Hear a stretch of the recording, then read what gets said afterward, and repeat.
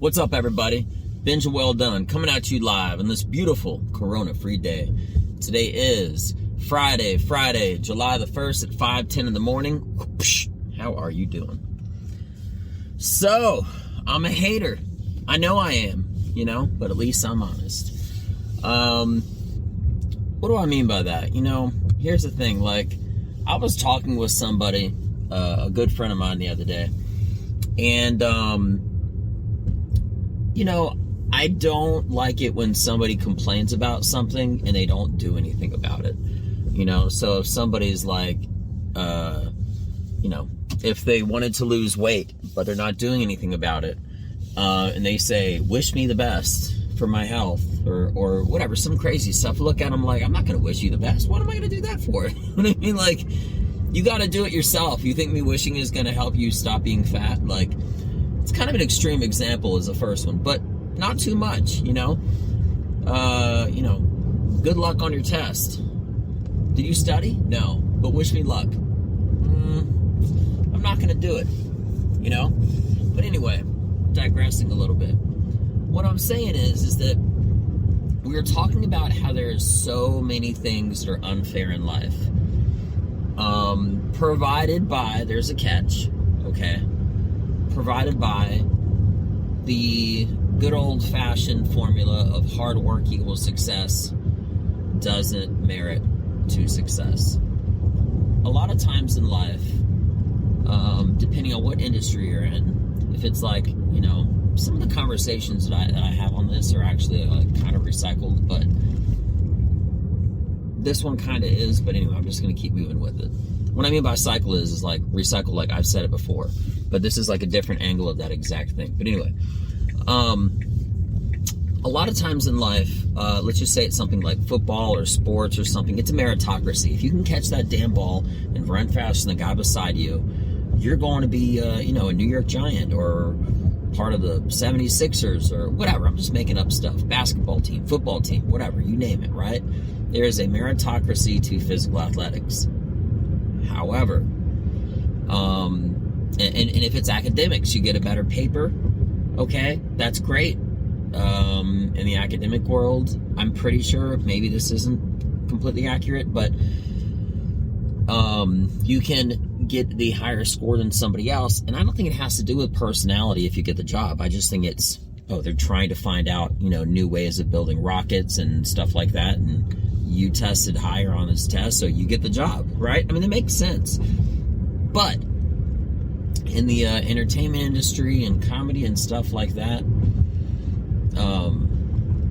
it is not how hard you work. Perfect example. This buddy of mine, and this actually is a normal story that happens to a lot of people, but it's just an example, okay? If you were to go to a comedy club and there's 10 comedians, 5 comedians, whatever, on one show, and you're the newest guy of them all, okay, you have many obstacles to get through to even get on stage again, having nothing to do with you being the funniest guy in the room, 100%. So if you're the funniest guy in the room and you haven't been on a show with these people before, and the headliner, the guy that everybody's there to see, you outshine them, okay? There's 2 philosophies when somebody, quote-unquote, outshines somebody. There's a really great comedian, Cedric the Entertainer. He said one time that if somebody is a better comedian than me, crushes, does amazing on stage before I go out, because usually in a comedy show there's the host, the feature, which is the person that goes before the headliner, and the headliner, which is the guy that you're paying for to see, the Dave Chappelle, the Joe Rogan, the whatever, right? Fill in the blank. But the feature is the guy that goes on before him, kind of warms up the crowd. When Cedric the Entertainer, this comedian one time said, if my feature does an amazing job crushing and making the whole crowd, okay, there's a lot of headliners that don't like that. It's kind of like having an ugly friend if you're pretty. You know what I mean? And they will actually have a comedian that is not as good as them, still good, still funny, consistent laughs, haha, that's great, moving on, but not belly laughs, not the kind where you're grabbing yourself and you're like, ah, you know what I'm saying? because they want to outshine them. They want to be that pretty girl beside that ugly girl. They want to just look better. And they do that by purposely choosing someone that is not as good as them. Okay? It's weird, but it's true. Being 100% honest, right? You see it with pretty girls all the time. It's a psychology thing. And it's psychological too. I know I said psychology and psychological, but those are both right in two different ways, the way I said it. But anyway, it's psychological on the aspect of the person that is the pretty girl, that is the headliner, the main guy performing, because ego-wise, he wants to like the whole crowd to see, oh, that guy wasn't good. You ready to see what good is? Now, Cedric the Entertainer said if his feature is like a new guy or something like that, or maybe even a guy that's just getting better, and he goes out and he crushes. He has people grabbing their belly and they're all heeling over and just, oh my gosh, you're just like laughing so hard like a bomb is going off, right? He said, and he was specifically talking about this exact topic that I'm talking about right now, right? He said that he isn't that kind of comic that isn't going to find somebody funny. And he's going to find the funniest guy he can because he wants a challenge. He wants to raise the bar every single time. So he will get the next best, comic out there to crush. And it's easier to crush when you have fewer minutes. Doing a 15-minute set of consistent laughs and having everybody roll over laughing and they're barely containing themselves, okay? Doing it for an hour, more experience, more time, and it's more of a challenge because the intensity, it's kind of like if you were to do like an intense workout for 15 minutes, CrossFit, whatever, but I mean like max weights. And I said, okay, now let's just do this circuit one more time, but for an hour. And you have to keep up the exact tempo, right? So the exact pace, without slowing down or anything like that. You just keep rocking and keep moving forward. It's a bigger act of actions, right? But what he said was he wants to have someone equal or better than him in that 15-minute period. So when he goes on, he can raise the bar and be even better than that guy.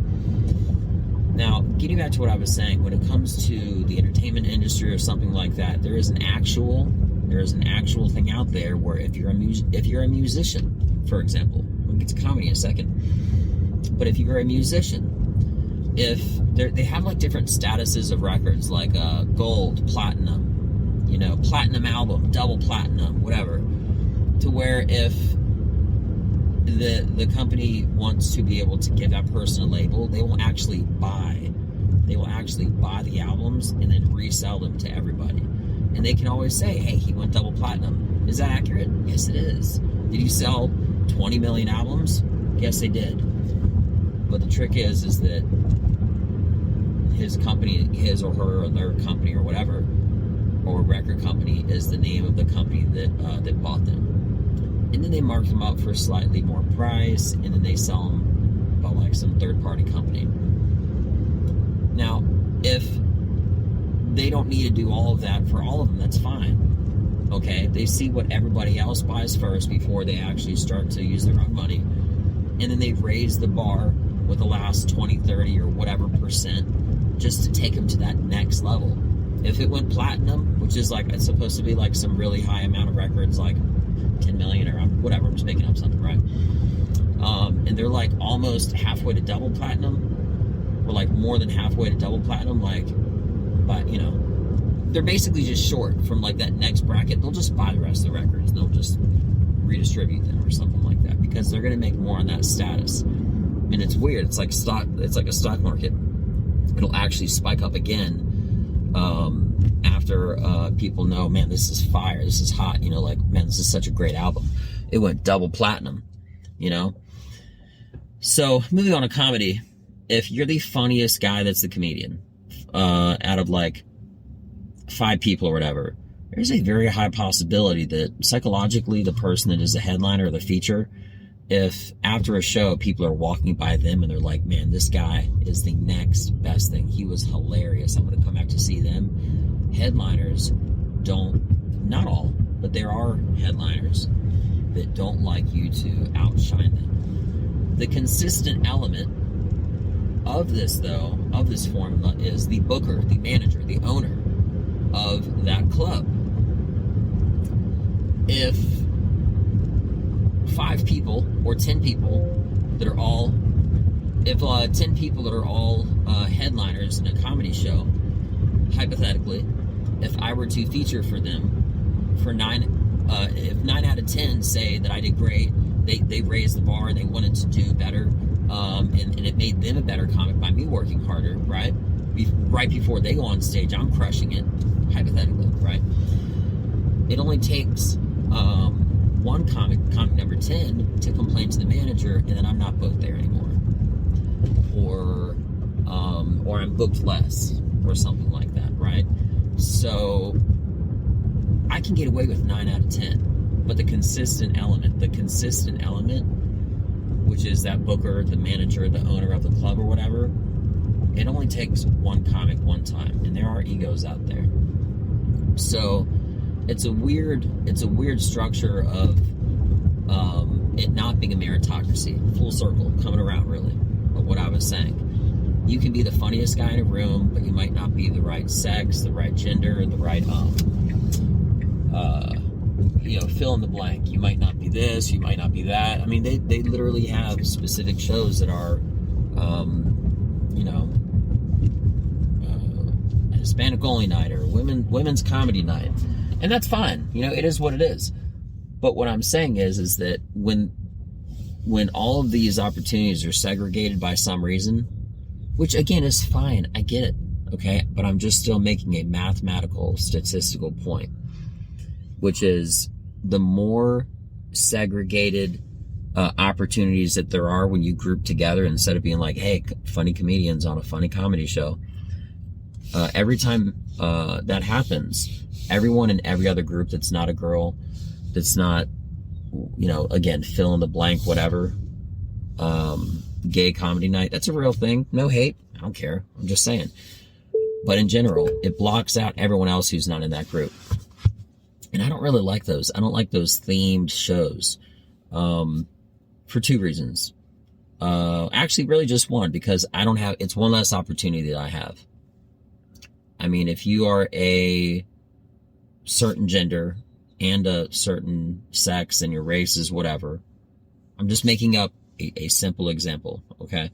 Then you can get into these shows over here, the shows for this gender, and the shows for this race. You got more opportunities, and that's great. But it's not a meritocracy at that point anymore, because you're, like other things, you're being selected based off of exterior factors. Another one there's no way to get around. I'm new to Texas, right? If there's limited opportunities on a comedy show, because there's only like 5 or 10 comics or whatever there is for a comedy show, or less or something like that. And what was I saying? Oh yeah. If there's like 5 or 10 comics on a comedy show, and it comes down to me and someone else who the owner or manager or all the other comics have known for like 10 years because they're all friends and they're from Texas, they're from this area, 100% they're going to choose their friend and give them another opportunity. That's life. I get that too. But again, it's still not a meritocracy. I work very hard to be the best at everything that I do. And the thing is, I only do 2 things. When I say it like that, again, it slows down, it barrels down the focus, and it sort of just shows to anybody that's listening or sees me or whatever that I'm 100% all in, or 0% in. I'm like either 100% in or 100% out. And when it comes to things that I'm passionate about, which are only 2 things, comedy and jiu-jitsu, you're not the best at something because of what you do on stage. It's what you do off stage. It's what you do when you're no longer in front of somebody. It's when you're doing your creative writing, your deep thoughts, your meditation and stuff, having something from a unique angle that no one ever thought about, that's in front of everybody, that they see every single day. Or, and this is my philosophy, that is, telling something that's completely unique in an angle and a perspective for something that everybody sees every single day that no one ever really thought of. Or B, telling something, a story or something like that, that is completely unique that nobody can relate to. Either way, I'm keeping somebody completely on edge the entire time that I'm talking to them or whatever. And that's my formula as far as what to say. I'm putting a general box around it. But anyway, is it fair? No, it's not fair. It's not fair at all.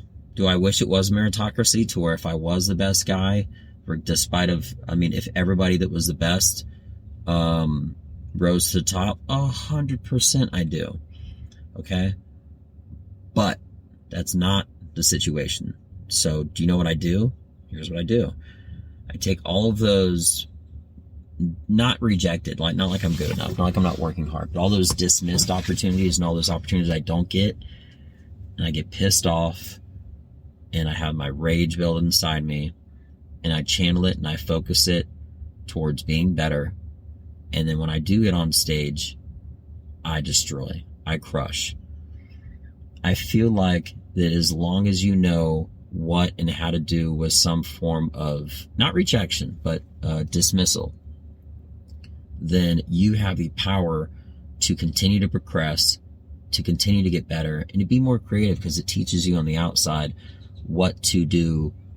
Again, not with missed opportunities, like you had it and then you didn't have it, but for an opportunity you didn't ever get, and I'm doing that now. I'm starting to do corporate shows. I'm starting to branch out, and I'm creating my own shows. I'm getting involved in the business aspect a lot more so that I can fully start to produce my own and headline or co-headline or whatever. You know what I mean? But when I see somebody that gets an opportunity that they don't deserve, that isn't good, and they go ahead of me in line, it's no different than if I go to somewhere and someone steps in front of me and they're like, oh, I'm just getting one item, so it's okay that I step in front of you. You've been in line for 5 minutes or whatever at the grocery store, and there's some huge line, maybe it's about to be a winter storm or whatever, something like that, and somebody's like, oh, I just got one item. Hey, this is one line that you're not going to cut. This is a certain circumstance. And you got those other people in line always trying to be like, no, just let them go, just don't get involved. There's two different kinds of people in the world. There's somebody that does something with actions, and someone that does something by non-action. That's not me. I'm an action-forward kind of guy. So I will call that person out all day. I will take your damn potato chip bag and I'll throw it across the store. If you're bold enough to try to intimidate me, well, then you shouldn't be surprised by having me be bold enough to respond back. So it is what it is, and I'm excited for today. I'm pumped for tomorrow. I just did a show. There were thousands of people there. I got to find out what the head count was. It was dark, but it was an outdoor event, and I crushed. I did great. And then I went home. It was amazing. I loved it. It was my best comedy show of the year. And I'm always looking for these new opportunities, but I'm also learning and working and creating on making new opportunities for myself. So I am a hater. When I see somebody that gets an opportunity they don't deserve, hate that shit, but I won't necessarily call them out because I don't want to get a bad name. Okay. And this isn't just about me. This is other people that I see it happening too, they get stuff based off of favoritism or preference, not out of hard work. I'm all about that hard work, right? But the thing is, when I tell these people privately and stuff that I'm very close with, only those that I'm close with, so I know they don't gossip about me or something like that, right?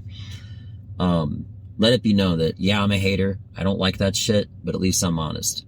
And if I'm close enough with you, or if you just know me in general, if it's happening around me, I'm thinking it 100%. That's what part of this whole podcast is about, to have people understand how I think and stuff like that. Because I may be a hater, but I'm honest. And, but I don't have to be rude. I don't have to be confrontational with it. But I hate that shit. And I'm upfront about it. I tell everybody up front the things that I hate. And if people get quiet and they start tiptoeing around the subject, it's because they know they're one of the ones on the list. But I don't need to call anybody out. There's a great UFC fighter, Conor McGregor, and he made a comment, and sometimes it could be a random person, it could be a janitor, it could be a doctor, it could be anybody from any profession, right? But he said one thing which was really, really great, and it was very philosophical the way that he said it. And it was very unintentional. It had no meaning of having to have it be impactful. And it did. It was, because it added on to my belief and my core of myself of these things I've already explained to you today, which is meritocracy, working hard, dedication, passion, creativity, all these elements. And he said, losers focus on other people, winners focus on themselves. And I'm paraphrasing how I said it, but in short, he's basically saying, or at least, let me take it back, the way I interpreted that was that it doesn't matter what other people are doing. Don't look what other people are doing. Just focus on yourself. And that's the big thing. When I see these things and I observe them, I just take them as observations. I build up all that animosity and certain stuff like that. I channel it and focus it to greatness, and then I output it, and then I just destroy it, in an awesome way. Do great, in other words. So anyway, with that being mentioned, I've been going 20 minutes. Usually I only go like 5 minutes or something like that. But I'm a very passionate person. But the thing is, I'm passionate about very few things. For those things that I am passionate about, I'm all in. So now you know me a little bit better. You see me on stage, and I'm just grabbing that microphone. I'm squeezing it with my fist. I just, you know what I mean? Well, with my hand, and you can see my fist all tight and stuff. I'm ready. I'm in the moment. I'm loving it, and I'm crushing it. It's like I'm going to war, and that's a freaking battle axe, not a microphone on top of that metal grip of that microphone. So anyway, I'm excited, I'm pumped, I'm motivated, and I'm ready to crush today.